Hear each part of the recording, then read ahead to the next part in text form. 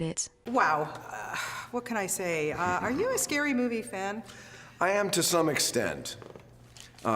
Yeah, I missed a lot of the movies over the years, but not because I don't like them.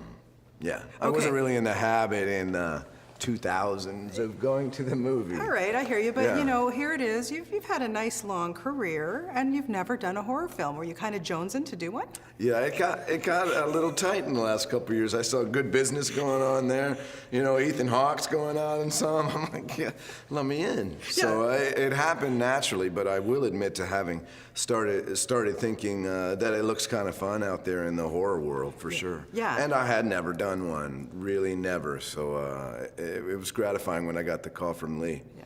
And tell me about working with Lee, because, you know, here is the mastermind of this series, there's no question. But now he jumps in, he takes the baton over from James Wan, and he's done an incredible job. I wanted to know, first of all, about working with him, and also what his scare tactics were to get you to jump. Yeah, Lee does a great job in this movie. You'll see that it's as frightening, more so really, than either of the other two Insidious movies that he wrote. Yeah.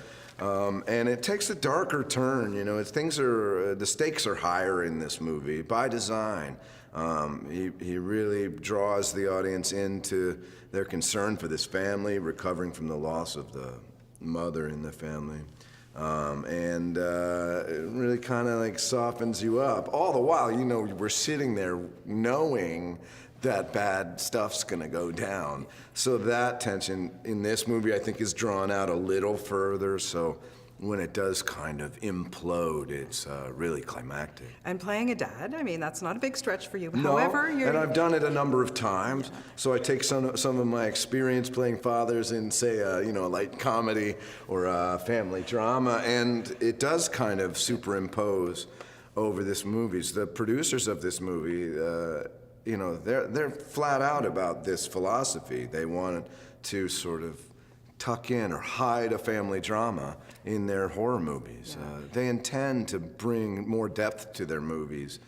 You know, I mean, I like that because it's deliberate. It's not just making another horror movie that's going to scare people. It has higher aspirations. And here with Insidious Chapter 3, Lee drove the whole thing with that in mind. It was really impressive to watch. Did you feel sorry for poor Stephanie, though? She went through the ringer. I mean, come on. He did sort of make her job difficult. It was hard enough to begin with. Really, I think, by my estimate, at least 3 weeks of work, 15 days, she's in full leg cast from, you know, hip to ankle, and was very uncomfortable. Never made a peep, never complained, but really couldn't walk all day.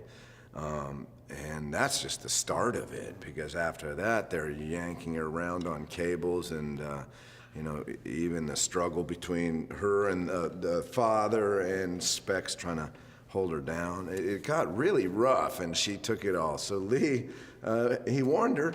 He warned her, and she was ready. Yeah. She did a great job. Okay, quickly.